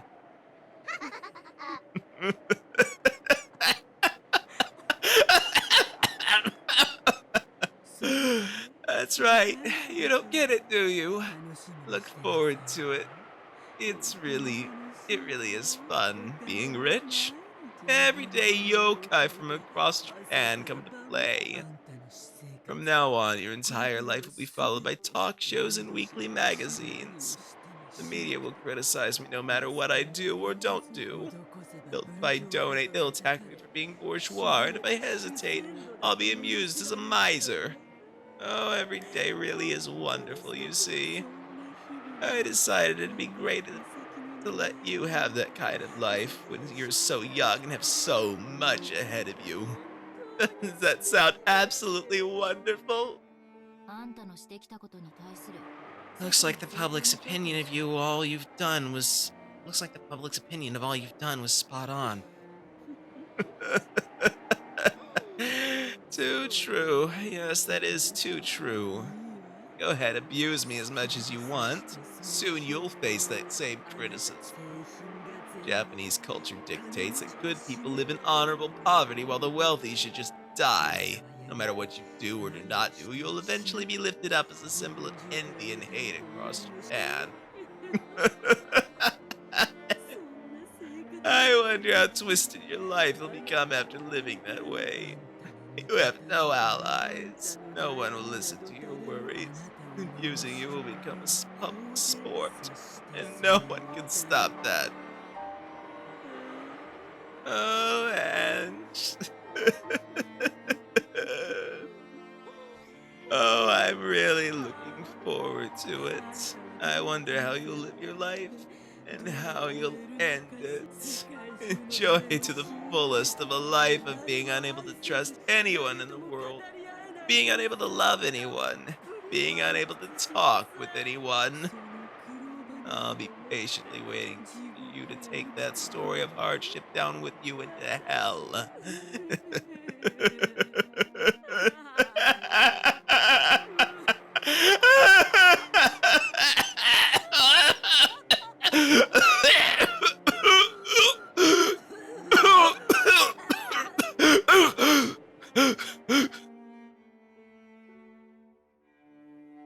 insane laughter turned into a painful cough.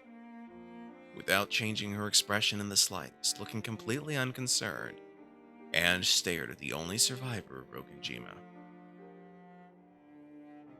Perhaps because he found the violent coughing suspicious, the guard gave a short knock on the door and rushed in at the same time. Ange glanced at him, wordlessly making it clear that she didn't intend to move a step from where she was. Ange was prepared for some kind of trap to frame her in Ava's death. However, that was fortunately a needless fear. As the guard rubbed Ava's back, he poured hot water from a thermos into a mug. As he did, Ava kept coughing, apparently in pain.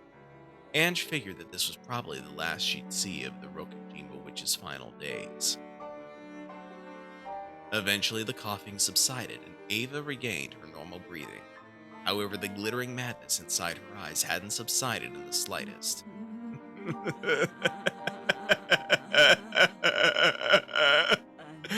Now I will give to you that cursed mass of gold and the Ushiromiya family headship, as well as the name of the golden witch, Beatrice. Enjoy the insane, twisted rest of your life, fitting for the name of the witch. そんなのいらないわ。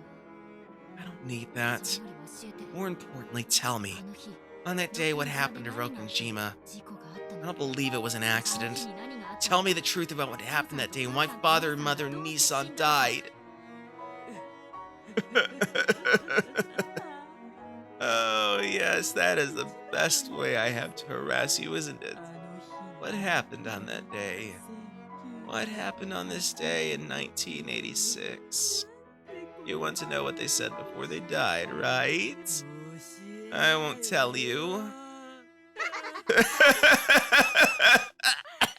I'll leave behind the cursed gold. But you know what? I'll take the truth you seek with me to hell. That's the best way I can torment you. Oh, are you mad? If you want to hear it so much, try going to hell and asking your family there. In that case, you better die right now, right? If only you just give up and die right now.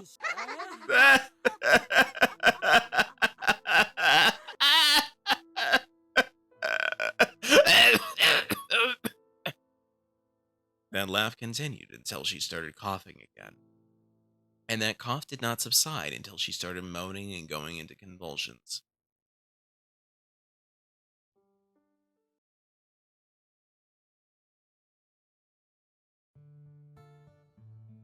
October 4, 1986. On Rokujima, the Ushiromiya family's customary and final family conference was held. And the next day, October 5th, an extremely unfortunate accident occurred, and the Ushiromiya family was wiped out. Fortunately, Ushiromiya Eva escaped from that, and inherited almost all of the Ushiromiya family's fortune. However, due to the many turbulent rumors surrounding the Ushiromiya family, the way Eva acted afterwards, and her unnatural actions at the time of the unfortunate accident, the public was in an uproar over whether this might have been a conspiracy to get all of the inheritance for herself. Under pressure from the public, prosecutors repeatedly tried to investigate the matter, and the media began tracing the outline of a conspiracy they called the Rokujima suspicion. But in the end, they weren't even able to find proof that this unfortunate accident was a crime. However, because the media continued to give the impression that the Rokujima suspicion was a conspiracy of Ava's, public opinion began to believe that she was the true culprit. Of course, that was also influenced by the bad impression caused by all the easily condemnable, overbearing financial activity, which she had carried out using that vast wealth. Every time she did something and the rumors started spreading, the media would bring back the Rokujima suspicion, blaming the criminal justice system by saying that she was the true culprit, and the only reason she hadn't been arrested was because even the police had been bribed. So the impression that she was a great villain grew stronger and stronger.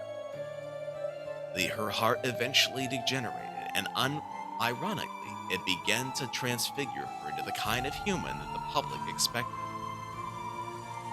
By now, Ava had no one she could trust, and no family. After her beloved husband passed away, the talk shows occasionally mentioned its company, saying that it was run recklessly while criticizing and disgracing its former accomplishments. Even her beloved son George was dramatized as a stereotypical rich, lazy son that the public expected, and no one even wanted to know what a simple and honest character he possessed.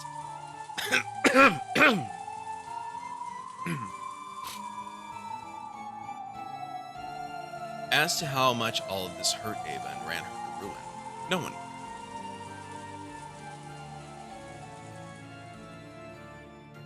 The public was only interested out of curiosity about how a super rich evil woman who killed her whole family lived her pitiful later years.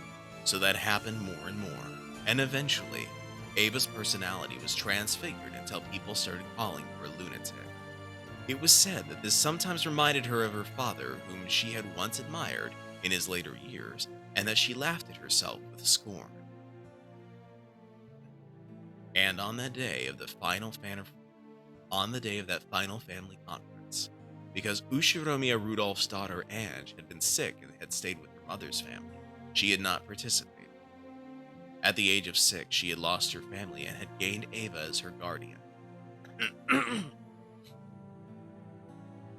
Since Ange had become Ava's only blood relative, Ava took very good care of her. She had imposing guards surrounding Ange's person at all times to prevent her from coming to harm. Ange even had her right to play with friends, to come home from school together, and to enjoy the season together, stolen away, so that she can live a full and pleasant school life. Ava had sent Ange to an elegant boarding school that took care of her every need, completely isolating her from the world. She didn't even know the popular songs that girls her age might hum. She was never given a chance to enjoy window shopping with her friends or stuffing her mouth with grapes, much less an encounter with a member of the opposite sex to make her heart throb. Ange did not have a single friend. If anyone carelessly acted friendly with Ange, they would be scolded by the guards, or else the teachers. All of them were strictly ordered not to let shabby humans approach the daughter of the esteemed Ushiromiya family. During that time, the talk shows were always mentioning Ushiromiya Ava, always spreading rumors about her countless financial misdeeds. Those who knew who her daughter was naturally began to keep their distance. Even now, she was called a witch at school, and anytime something bad happened, even if there was no proof, it would be whispered as though for the absolute truth that she had imposed her will on the school staff. The environment makes the person. By now, she had a heart as wild as those around her feared. No one trusted her, so she never bothered to believe in anyone. No one loved her, so she never even tried to love. And when Ava caught an incurable illness on top of all of this, it was whispered that this too was a conspiracy, and this time, Ange was set up as the mastermind. Everyone whispered that the daughters of witches are witches too. Even the talk shows and the weekly magazines whispered. So Ange too accepted it as though it was as though it was obviously true. Therefore, since she already believed that she was a witch, when she heard that the name of the Golden Witch was being turned over to her, she only felt like saying, "You just now figured that out?" However, she was sure of at least one thing. The title of witch that she had inherited would definitely never be inherited by anyone else. She would be the last head of the Ushiromiya family, and the last lonely Golden Witch.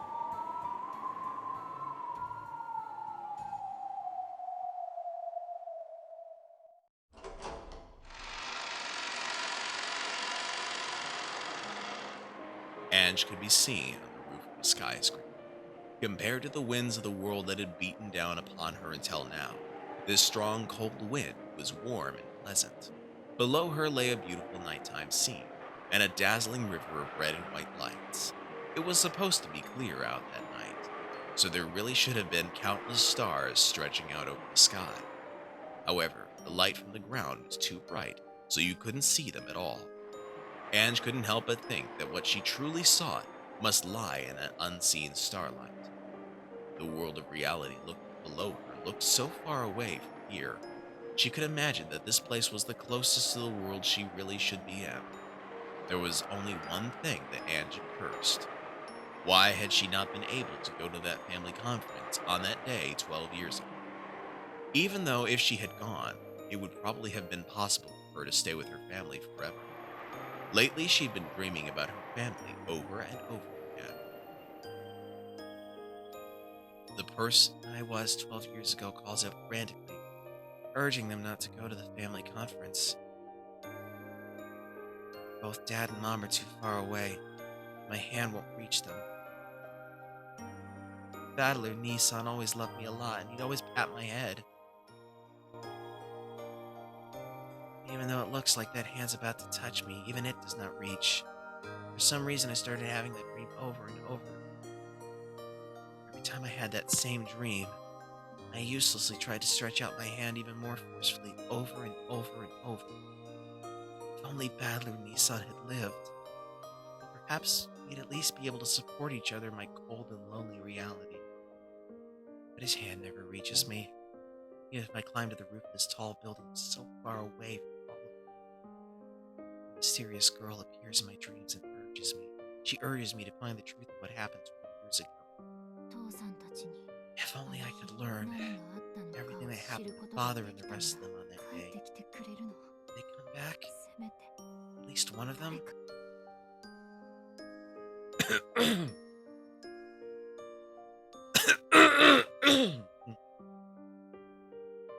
Excuse me. There was no way that anyone would answer that question for her. I get it. In this world I have no family or friends. So, let's go. Let's go home, where my family is.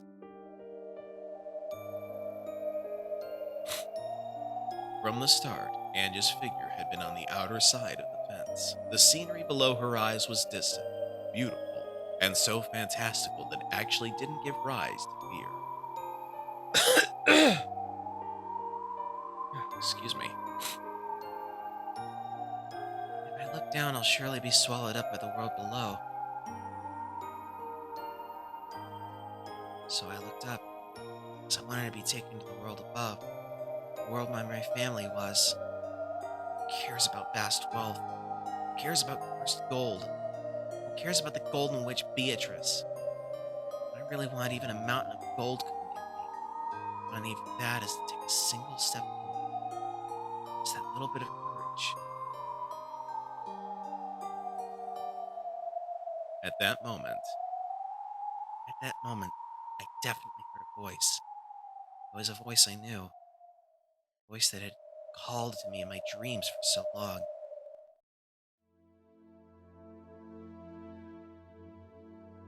Before my eyes, in other words, in midair above that jet-black nighttime scenery, there was the figure of the girl I'd seen in my dreams.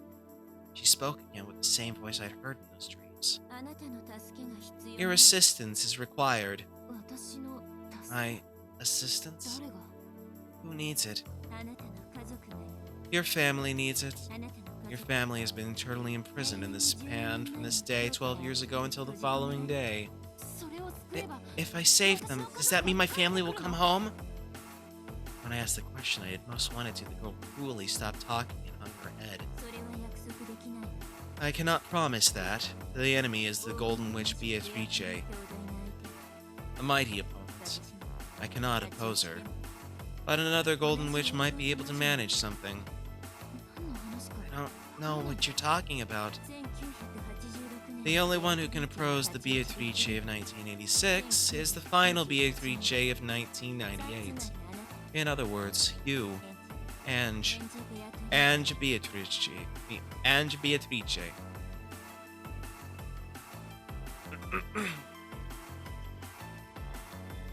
Wait a minute, give me just a second here. Need to hear that. 1986年のベアトリーチェに太刀打ちできるの。1998年の最後のベアトリーチェだけ。つまりあなたよ。エンジェベアトリーチェ。 Okay, I thought for a moment that she pronounced it the English way.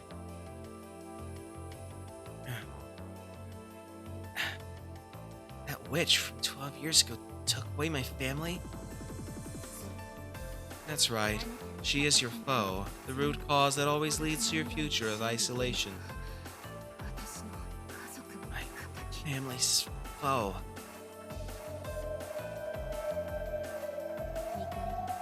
In exchange, I'll search for a fragment with the ideal world that you wish for, a world where your family comes home. I make no promises that your desire will be granted. Beatrice's game board in 1986 is quite perfect. I had planned on bringing you that ideal fragment as a present today, but I still can't find it. This is a very firm fate. I haven't seen the likes of it since the time I fought Lambda Delta. I don't know what you're talking about. I'm giving you a chance for revenge. In exchange, I promise to search for and bring you the happiest resolution among the possibilities you're capable of accepting. Revenge? It may be a fruitless effort. Even if you succeed in your revenge, there's no definite proof that your family will return. Even if you manage to hit a miraculous probability, you may only be able to bring one person back, if that.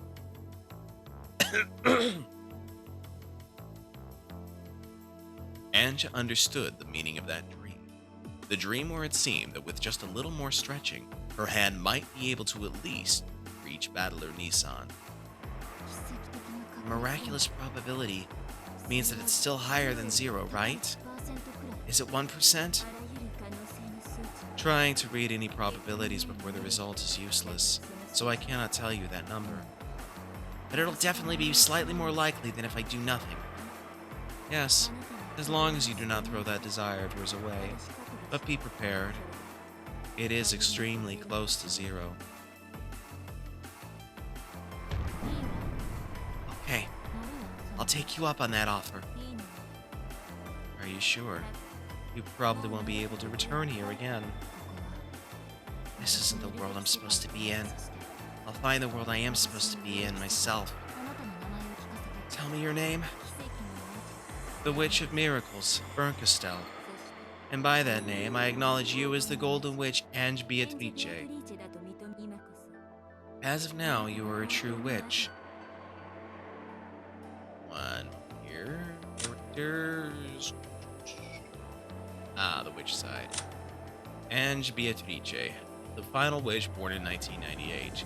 Named by Eva as her successor and accepted with Banquet as her guardian. She is starting from 0 as a witch, but as her body is located 12 years in the future, she possesses ultimate magic resistance that prevents her from being targeted by any of Beatrice's magic. Additionally, completely converse to her older brother's magic resistance, she has a natural talent for attacks against magic types. Her potential in both attack and defense is of the highest level, but the distance is great.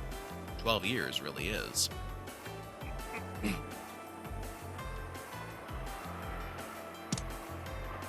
The instant she proclaimed that I was a witch, I felt dizzy, as though something inside me has changed drastically. At that time, I heard a clunk. It was the sound of the door that opened to the staircase to the roof. It was Aunt Ava's guards. They're only guards in name. Aren't they the... Wait. Oh. 20, we found the target, requesting backup on the roof. Angie-san, we were looking for you. It's dangerous there, so quickly, come this way. What's that? My fan club. I'm pretty popular. No point in getting caught. Let's go.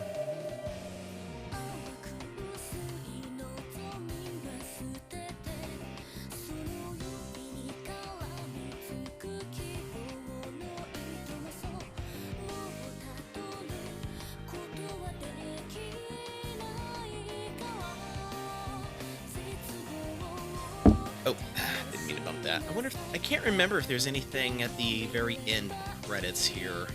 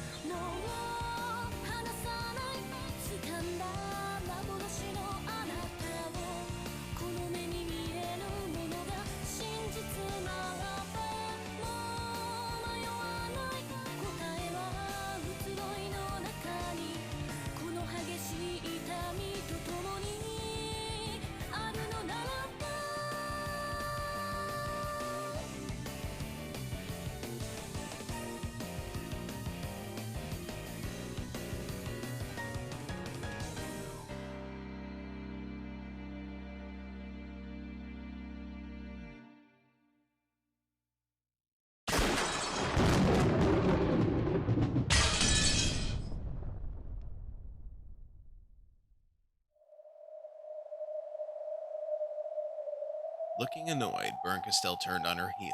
In the jet-black sky, Watching that perfectly casual gesture, I followed her as though it was completely normal. Angie-san, wait! Don't be hasty, look out! ダメね。 It's 全然 useless. ダメ。 It's all じ useless. ゃあまたね。 Well then, see you again next time. 迎えにはリムジンをよこ Please してち send a ょうだい limo to get み me, んなも一緒だ because から。 everyone else will be there じ too. ゃあね。 See you.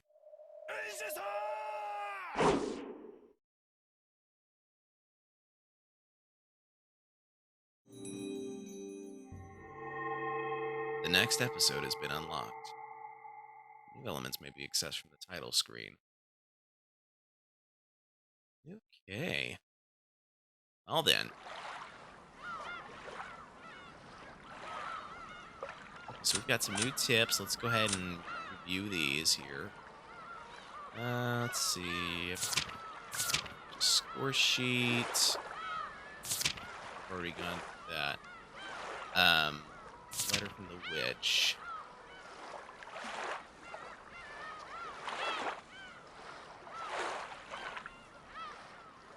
Okay, I read this during the game. Read that during the game, of course.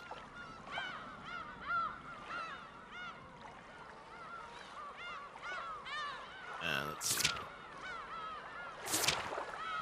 I don't think I read about the Chiester Sisters Imperial Guard Corps or their Golden Bow, or regarding the succession of the witch, so I'll read that real quick.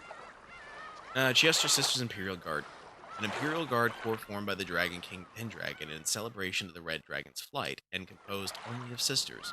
They were originally subordinates of the Dragon King. Because of a long relationship with the past Beatrices, he permitted 2 of the Imperial Guard soldiers to be lent out. The sisters are beings with false life created by magic. For that reason, sisters with a great variety of personalities are even now being created as their numbers continue to increase. Manifesting into the human world requires a great cost, and summoning them is difficult even without taking their tremendous fighting power into consideration. For this reason, they are often summoned as honor guards in special ceremonies. There we go. One of the pieces of sniping equipment belonging to the Chiester Sisters Imperial Guard Corps is the Chiester's Golden Bow. The arrow's trajectory can be controlled at will, but it takes a special talent and special training to master its true potential. Therefore, the equipment itself is a sign of a high-class sniper's prestige. It is a masterpiece anti-armor sniping bow capable of penetrating a wide variety of armors and barriers, and with a rich variety of selectable ammunition for the arrow's warhead.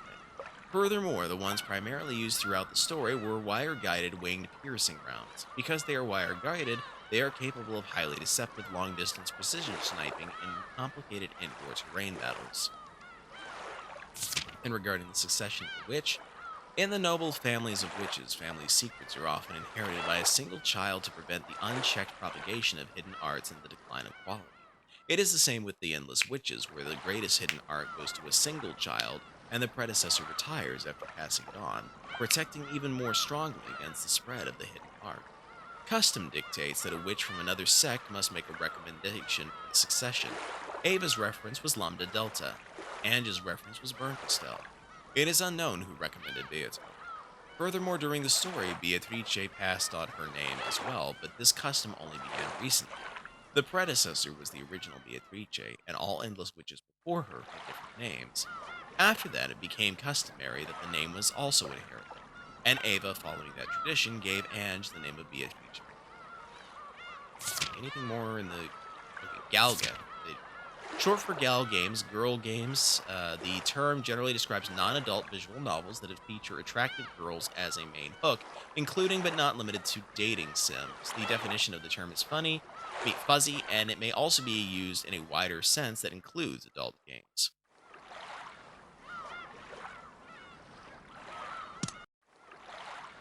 Okay, so let's see. We got new characters here. Pretty sure we looked at all of them. Oh.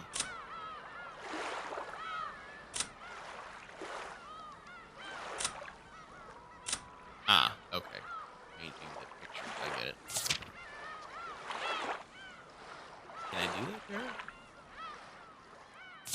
Ah, okay. Okay, so the execute / resurrect button doesn't work on her because she didn't die during the course of the story. At least, not yet. Anyway, she might later. We'll see. Okay, so that being said, when I begin this again, we will start on episode 4. However, I will not be beginning that just yet. First, I will be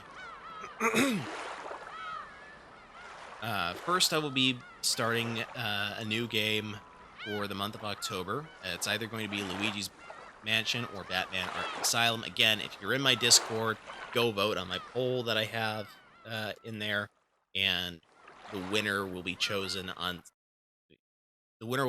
during Sunday's stream, and I will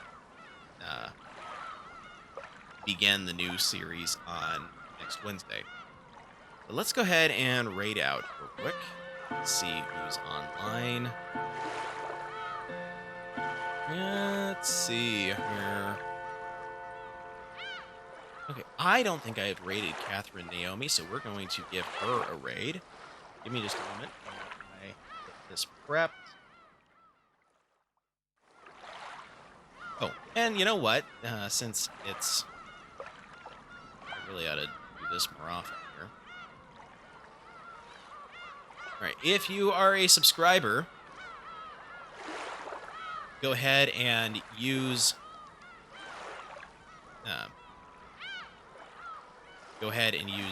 this raid message. If you are a level 2 or higher subscriber, go ahead and use this raid message. Otherwise, just use whatever message you prefer to let them know that they're being raided. Anyway, this is Dr. Novelle signing out for the evening. I hope you guys will join me on Sunday as I continue my Earthbound stream. It's been great having you here. Hope to see you again. Have a good one. Let us begin the raid.